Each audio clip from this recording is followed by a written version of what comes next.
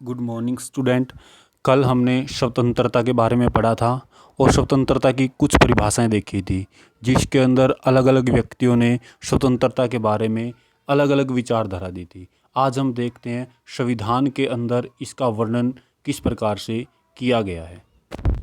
भारतीय संविधान में स्वतंत्रता को अनुच्छेद 19 से 22 में रखा गया है। अब हम इसमें देखेंगे कि अनुच्छेद 19 में देश के नागरिकों को 6 प्रकार की स्वतंत्रताएं दी गई हैं, जिसमें अगर हम पहले की बात करें, पहली थी बोलने और अभिव्यक्ति की स्वतंत्रता, कि आप बोल सकते हैं। अनुच्छेद 19 के अंदर रखी गई है ये, जिसमें आपको बोलने की आज़ादी है और अपनी कोई भी बात दूसरे व्यक्तियों के सामने रखने की आज़ादी होती है। दूसरी है शांतिपूर्ण और बिना अस्त्र शस्त्र के, मतलब बिना हथियार के आप कहीं भी सम्मेलन कर सकते हैं, इस प्रकार की स्वतंत्रता, जहां आपके ऊपर कोई नियम और पाबंदी ना लगाई गई हो और आप वहां अहिंसक घटना ना करते हो, तो आप कहीं पर भी सम्मेलन कर सकते हैं, मिल सकते हैं, जा सकते हैं। ये हमारे स्वतंत्रता के अनुच्छेद 19 में रखी गई है। संगम और संघ बनाने की स्वतंत्रता, इसमें कि आप कोई भी एक दल बना सकते हो, एक संगठन बना सकते हो, एक संघ का निर्माण कर सकते हो, ये आपको अनुच्छेद 19 के अंदर दिया गया है। भारत के किसी भी क्षेत्र में निर्वधन विचारण की स्वतंत्रता, सॉरी, भारत के किसी भी क्षेत्र में निर्वधन विचरण की स्वतंत्रता, मतलब आप भारत के किसी भी क्षेत्र में बिना किसी प्रतिबंध के घूम सकते हो, विचरण कर सकते हो। विचरण होता है जहां हम आ जा सकते हैं। भारत के किसी भी क्षेत्र में रहने वाले एवं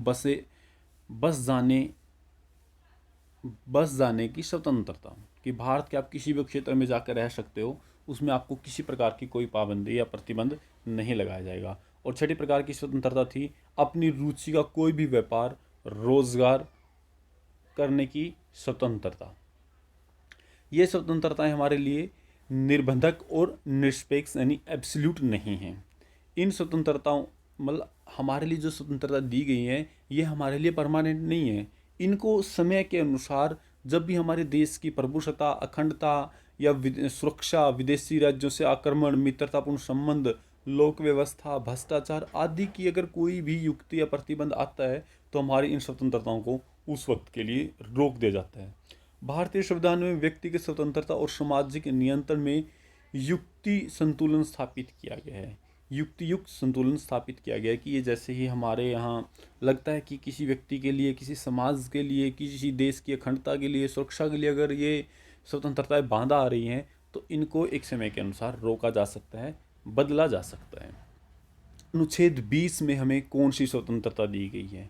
20 में हमें अपराधियों के लिए दोष सिद्ध के संबंध में संरक्षण दिया गया है, कि कोई व्यक्ति जिसके ऊपर मुकदमा चलाया गया है और वो दोषी पाया गया, नहीं पाया गया है, इसके मामले में उन्हें स्वतंत्रता दी गई है। वो कौन सी है? पहला है, एक व्यक्ति को अपराध के लिए एक से अधिक बार अभियोजित एवं दंडित करना। इसमें ये नहीं किया जा सकता कि एक व्यक्ति को एक ही अपराध के लिए बार बार दंड दिया जाए। अगर एक बार किसी व्यक्ति को उसके मामले में कानून के द्वारा उसको जुर्माना या कैद हो चुकी है, तो दोबारा से उसी जुर्म के लिए उसको दोबारा से सज़ा नहीं मिल सकती।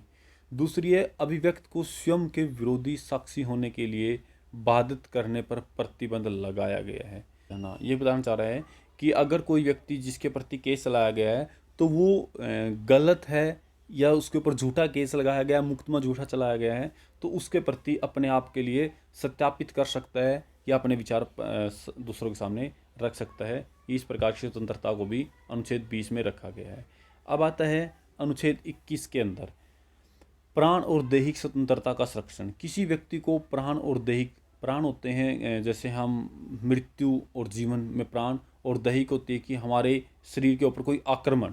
स्वतंत्रता विधि द्वारा स्थापित प्रक्रिया के अनुसार वंचित नहीं किया जा सकता, अर्थात नहीं कि अगर कोई व्यक्ति आपके ऊपर हमला करता है और हमला के ऊपर आपको जान से मारने की कोशिश करता है, तो इसके प्रति आपको स्वतंत्रता दी जाती है और उसके प्रति उस व्यक्ति के ऊपर केस और मुकदमा किया जा सकता है। फिर आता है हमारे अनुच्छेद 22 के अंदर किस प्रकार की स्वतंत्रता हमारे पास रखी गई है।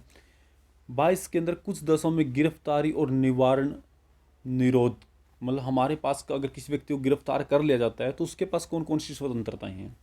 गिरफ्तार व्यक्ति को ऐसी गिरफ्तारी के कारणों को बताए बिना गिरफ्तार नहीं किया जा सकता, कि जो व्यक्ति गिरफ्तार किया गया है उसके लिए उसको बताना पड़ेगा कि वो क्यों गिरफ्तार किया गया है। दूसरा, उसे अपनी रुचि के वकील से परामर्श लेने और अपनी प्रतिरक्षा करने के अधिकार से वंचित नहीं किया जा सकता। अगर उस व्यक्ति के ऊपर कोई केस चला हुआ है तो अपनी मर्जी से वो वकील कर सकता है और उस वकील से सलाह ले सकता है कि उसको किस प्रकार से कार्य करना चाहिए। इसके बाद है कि इसके अलावा अगर वो व्यक्ति गिरफ्तार किया गया है तो 24 घंटे के अंदर उसको किसी भी न्यायाधीश के समक्ष प्रस्तुत किया जाएगा, जो हमारे जज होते हैं उनके सामने उसको पेश किया जाए। बिना न्यायाधीश की अनुमति के उसे 24 घंटे से अधिक गिरफ्तार नहीं रखा जाएगा, परंतु यह सेक्शन शत्रु राष्ट्र के निवासी और निवारक रोधक का प्रावधान करने वाले किसी भी विधि के अधीन गिरफ्तार किए गए व्यक्ति को उपलब्ध नहीं है। इन्होंने बताया कि अगर कोई व्यक्ति दूसरे देश का है, जासूस के रूप में हमारे देश में आया है, तो उसको उसको इस प्रकार की स्वतंत्रता नहीं है कि उसको 24 घंटे के अंदर के सामने पेश किया जाए, उसके ऊपर रखा जा सकता है। लेकिन अगर वो भारत का नागरिक है, सामान्य रूप से गिरफ्तार किया गया है, तो उसको 24 घंटे के अंदर न्यायाधीश के सामने पेश करना होगा। स्वतंत्रता के मौलिक अधिकार पर शासन को लोक व्यवस्था एवं समाज के व्यापक हितों में संविधान द्वारा प्रयुक्त प्रतिबंध लगाने की शक्ति प्रदान की गई है, जो इस प्रकार की व्यवस्था इसके अंतर्गत दी गई है। तो ये थी हमारे स्वतंत्रता, जो कि हमारे संविधान के और अनुच्छेद के अंदर दी गई है। Thank you.